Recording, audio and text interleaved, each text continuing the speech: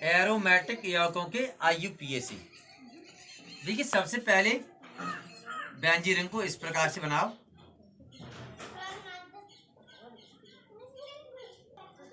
ऐसे H H H। Carbon की balancing पूर्ण करने के लिए एक छोड़ के एक पर डबल बॉन्ड CH6। इस प्रकार से बेंजीन रिंग की संरचना होती है। लेकिन IUPAC में लिखने के लिए इसे इस प्रकार से भी लिख लेते हैं।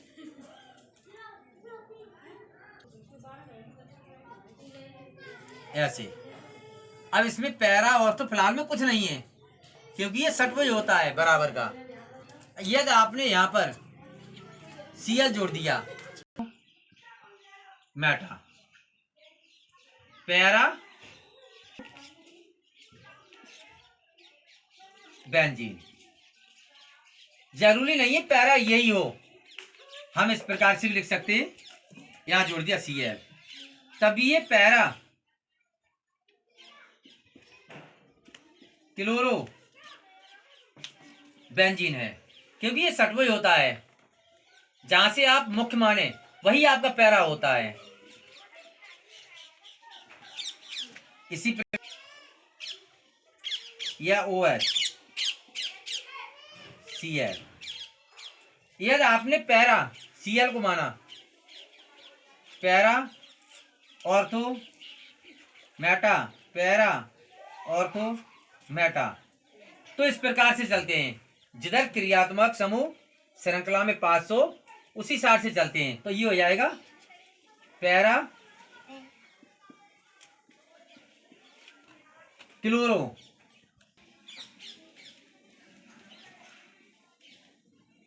फिनॉल। यदि इसे पैरा मानो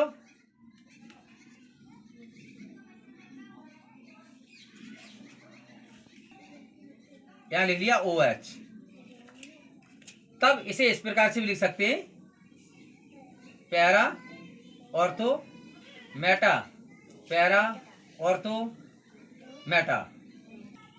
हाँ, ये पैरा क्लोरो ऑर्थो फिनॉल है, para chloro ortho all para chloro ortho all benzene, ऐसे लिख सकते हैं। या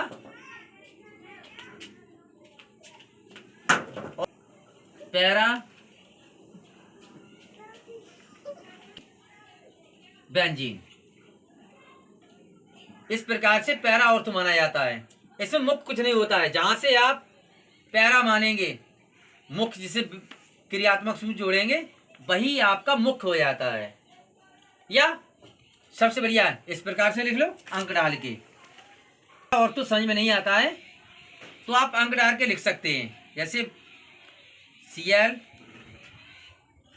OH NO2। अब इसे बन मान लिया 1 2 3 4 5 6, तो बन क्लोरो ऑल 4 नाइट्रो बाकी बेंजीन, इस प्रकार से है। अब इसमें आप मुख्य अगर क्लोरो बेंजीन लिखना चाहते हैं तो इससे पहला मान लो, अगर फिनॉल में लिखना चाहें तो इससे पहला मानो, और नाइट्रो बेंजीन में लिखना चाहो तो इसे मुख्य मान लो। ये तुम्हारे ऊपर निर्धारित होता है क्या जोड़ना है तुम्हें। तो इसका नाम हो जाएगा 1 क्लोरो 2 ऑल 4 नाइट्रो बेंजीन, या ऐसे लिख लो 2 all 4 nitro chlorobenzene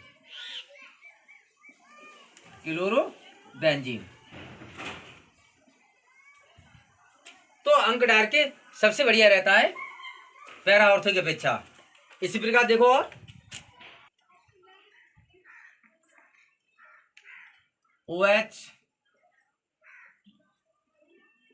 NO2 Br। यदि आपको ब्रोमोबेंजीन लिखना है तो 1 इसे मानो, नाइट्रोबेंजीन लिखना है तो इसे मानो, फिनॉल में लिखना है तो इसे मानो, वो तुम्हारे ऊपर निर्भर है। जैसे 1 इसे मान लिया, 1 2 3, 1 2 3। अब किधर से चले जाओ, 1 2 3 4 5 6, तो ये हो जाएगा 5 नाइट्रो ब्रोमो बेंजीन। तो ये ब्रोमो बेंजीन नहीं होगा। यदि आपने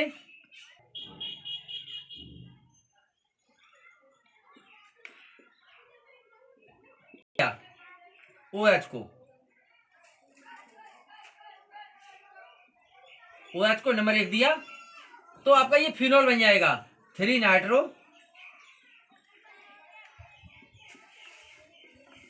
3 5 ब्रोमो फिनॉल। इस प्रकार से लिख सकते हो। इसमें भी अंग्रेजी की वर्णमाला के आधार पर ही होता है। जैसे एलिफेटिक में था उसी प्रकार से एरोमेटिक में है। जैसे मान लीजिए यहां आपने OH ले लिया, NH2 ले लिया, Br ले लिया, यहां Cl है। 1 2 इधर को करना गलत है, इधर से नहीं कर सकते क्योंकि पास में ये समूह आ रहा है। तो इसका अंकन इस तरफ से करेंगे, 1 2 3 4 5 6, इस प्रकार से करते हैं जिधर दूसरा समूह पास में हो। अब इसका नाम हो जाएगा 2 क्लोरो 3 ब्रोमो 5 एमीन फिनॉल। यदि आप Cl को मुख्य मानना चाहते हैं, Cl को, तो इधर से गिनती करेंगे क्योंकि Br OH AB CD के आधार पर भी पहले आता है। तो यहाँ की बजाय उधर को नहीं आएंगे, फिर इधर से ऐसे चलेंगे, तब ये NH2 फिनॉल लेकिन क्लोरोबेंजीन में आ जाएगा। यदि आपने NH2 को मुख्य मान लिया तब Br Cl। अब इसका अंकन अगर इसे आप मुख्य मानते हैं, नंबर 1 मानते हैं, ये OH है तो ABCD के आधार पर भी पहले आता है, तो इधर को चलेंगे 1 2 4 5 6, ये हो जाएगा 3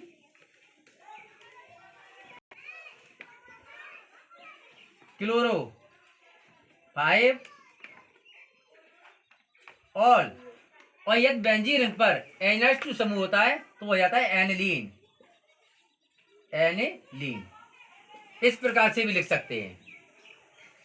तो बेंजीन रिंग में IPAC लिखने के लिए सबसे पहले नंबर 1 या पैरा आप किसी भी क्रियात्मक समूह से स्टार्ट कर सकते हैं। जिसे आप पहला नंबर दें उसका नाम अंत में लिख दें। जैसे यहाँ फिनॉल लिखा, यहाँ पर एनिलीन लिखा, यहाँ देखिए एक OH को माना है तो फिनॉल लिखा। एरोमेटिक संरचना या IPAC इस प्रकार से बनाए जाते हैं।